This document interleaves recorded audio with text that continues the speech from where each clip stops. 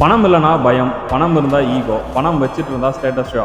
ஆனால் இங்கே real problem பணம் இல்லை, மணி சைக்காலஜி. நம்ம லைஃப்பில் மணி டிசிஷனை இந்த 3 எமோஷன்ஸ் தான் கண்ட்ரோல் பண்ணுறது.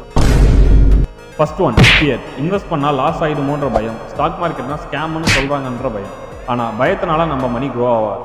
சேவிங்ஸ் அக்கௌண்ட்டில் சேஃபாக இருக்கும்னு நம்ம நினச்சிட்டு இருக்கோம். ஆனால் இன்ஃப்ளேஷன் சைலண்ட்டாக அதை சாப்பிட்டு இருக்கோம்.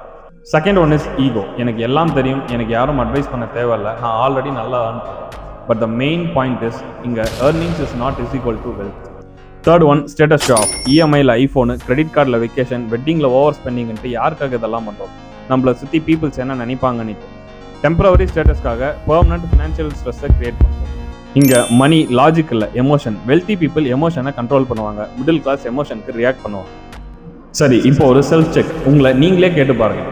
நான் பயத்தினால இன்வெஸ்ட் பண்ண மாட்டேங்கிறேன்னா, நான் ஸ்டேட்டஸ்க்காக ஸ்பெண்ட் பண்ணுறேன்னா, இல்லை நான் ஈகோனால லேர்ன் பண்ண மாட்டேங்க? ஆனஸ்டான ஆன்சரை கமெண்ட்டில் சொல்லுங்கள். அண்ட் இதே மாதிரி ஃபினான்ஸ், இன்வெஸ்ட்மெண்ட் அண்ட் பிஸ்னஸை பற்றி வித்தின் 90 days தெரிஞ்சுக்கணும்னா இந்த சேனலை மறக்காமல் சப்ஸ்கிரைப் பண்ணிடுங்க.